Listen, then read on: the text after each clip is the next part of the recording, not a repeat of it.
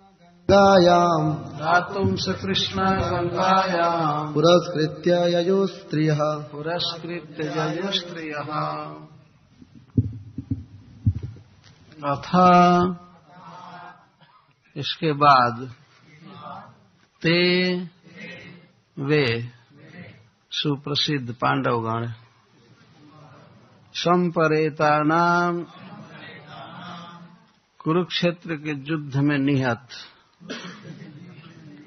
स्वानाम अपने स्वजनों को उदकमिच्छताम जो जल की कामना करते हैं दातुम देने के लिए तर्पण करने के लिए सकृष्णा भगवान कृष्ण के साथ गंगायाम गंगा के तट पर ययुः गए पुरस्कृत्य आगे रखकर स्त्रियः स्त्रियों को। कल हम लोग सुन रहे थे किस प्रकार अर्जुन ने द्रोणपुत्र अश्वत्थामा को दंडित किया। अब श्रील सुत गोस्वामी कथा कहते हैं कि कुरुक्षेत्र के युद्ध में पांडवों के अनेक संबंधी मारे गए थे, तो उन संबंधियों को जल देने के लिए वे सब भगवान कृष्ण के साथ गंगा जी के तट पर गए। गंगा जी के तट पर जब वे जा रहे थे तो स्त्रियों को आगे करके चल रहे थे। यही विधान है उस यात्रा में जब अपने स्वजनों को जल देने के लिए तिल और जल अर्पण करने जाते हैं, जिसको तिलांजलि कहते हैं, तो उसमें विधान है कि स्त्रियों को आगे करके चलना चाहिए। तो पुरस्कृत ययुः स्त्रियः पुरस्कृत्य ययुः, स्त्रियों को आगे करके गए। तो इस प्रकार यही विधि है। हमारे वैदिक संस्कृति में यह बात बहुत प्रचलित है और बिल्कुल साइंटिफिक बात है कि हमारे स्वजन जब शरीर छोड़ते हैं तो वे अपेक्षा रखते हैं कि हमारे वंश में उत्पन्न कोई व्यक्ति हमको जल देगा। तो उदकम इच्छताम यहाँ लिखा गया, इच्छा करते हैं जल की। यहाँ जब कोई व्यक्ति अपने स्वजन को जल देता है तो वह जल परलोक में उसको मधु, दही या अनेक प्रकार के वस्त्र, अलंकार आदि के रूप में परिणत होकर के मिलता है। देखने में लगता है कि हम जल दे रहे हैं, लेकिन जल ही मात्र नहीं मिलता है,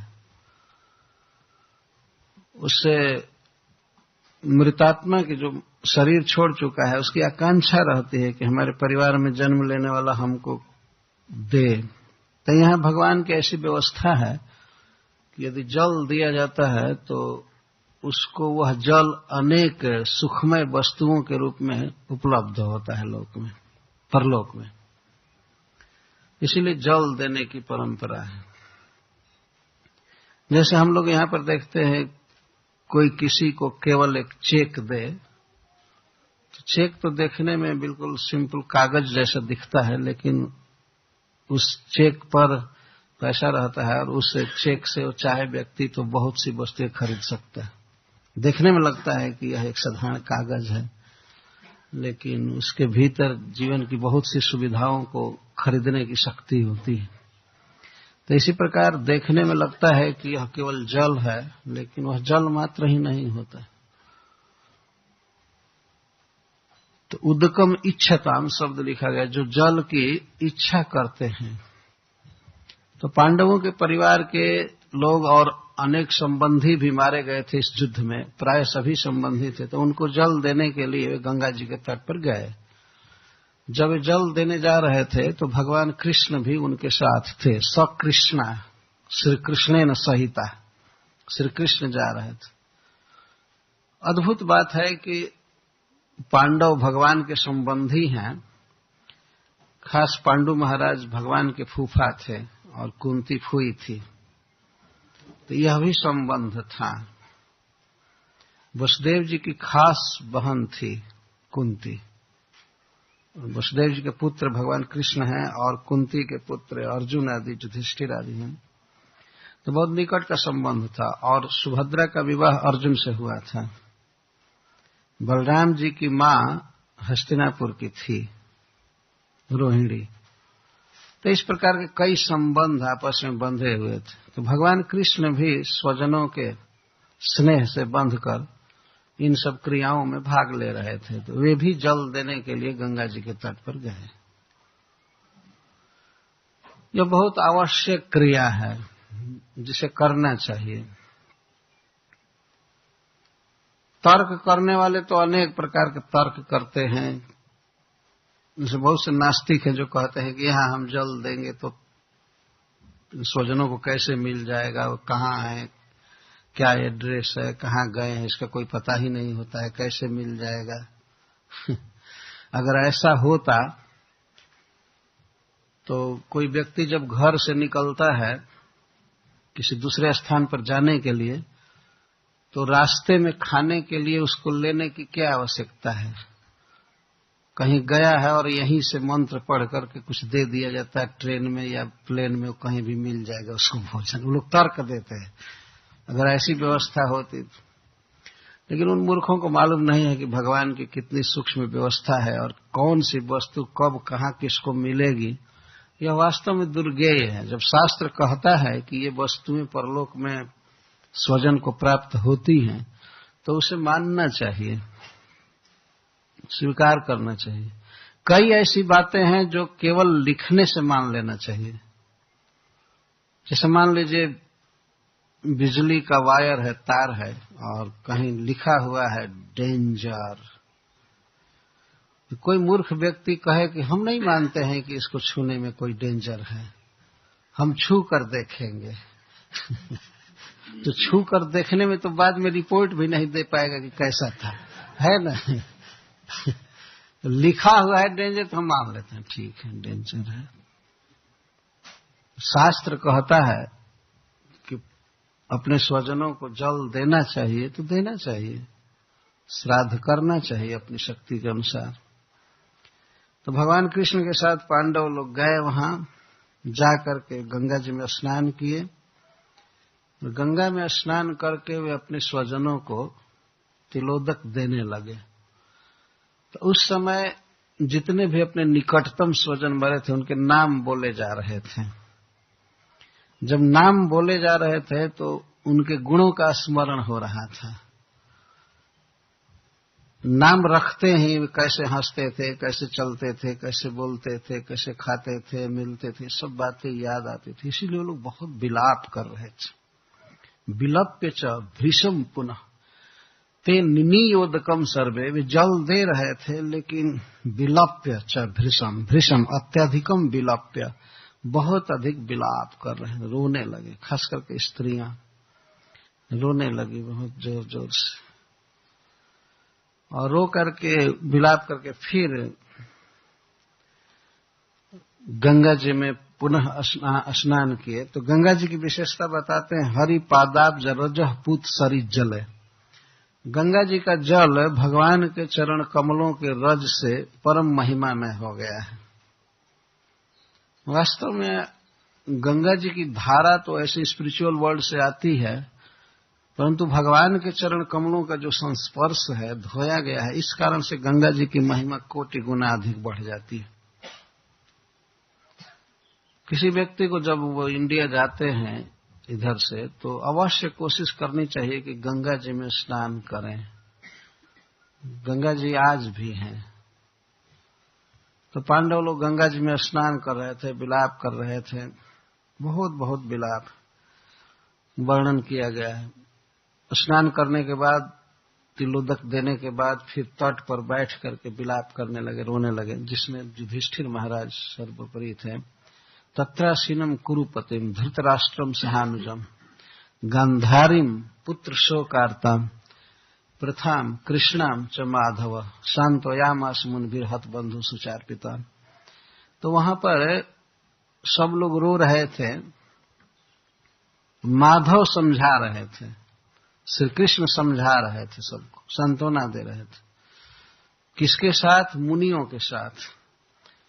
कृष्ण द्वैपायन अर्थात वेदव्यास देव और धौम्य आदि मुनि थे, वे लोग समझा रहे थे, इनको सांत्वना दे रहे थे कि रोइए मत, शोक मत कीजिए, बहुत प्रकार की बातें कहकर। क्या क्या बातें वे कहते थे मैं बाद में बताऊंगा, लेकिन कौन कौन मुख्य लोग थे जो बहुत अधिक शोक में डूबे थे? तो सहानुजः कुरुपति, कुरुपति यहाँ कहा गया है महाराज युधिष्ठिर को। युधिष्ठिर महाराज अपने भाइयों के साथ शोक में डूबे हुए थे, सब रो रहे थे, और धृतराष्ट्र महाराज रो रहे थे। इसके साथ ही साथ गंधारी, पृथा और कृष्णा, द्रौपदी।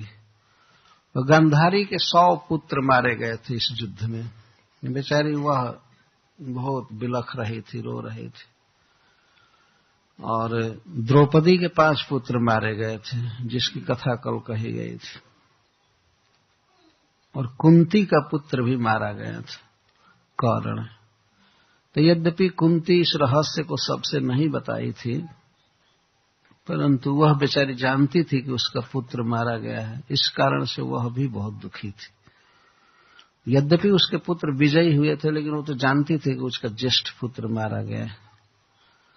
जब कुंती कुमारी अवस्था में थी, उसी समय भगवान सूर्य के द्वारा उसे एक पुत्र की प्राप्ति हुई थी, जिसे लोक लज्जा से कुंती ने एक मंजूषा में, एक पेटी में बहाया था, लिख करके चिट्ठी कि किसी भी व्यक्ति को यह बच्चा मिले तो इसका पालन पोषण करना। उसके बाद भी कुंती एक परम शुद्ध सती स्त्री मानी जाती है। ये सब बहुत रहस्यमय बातें हैं, लोक दृष्टि से लोग नहीं समझेंगे, लेकिन बहुत ऊंची बातें। कुंती सब तरह से शुद्ध थी। उसने प्रयास भी किया था कर्ण से। जब युद्ध निश्चित हो गया कौरव पांडवों का, तो एक दिन कुंती पहुंची थी कर्ण के पास और उसने बताया कि बेटा तुम मेरे पुत्र हो, तुम युधिष्ठिर के भाई हो, तुम दुर्योधन का साथ मत दो।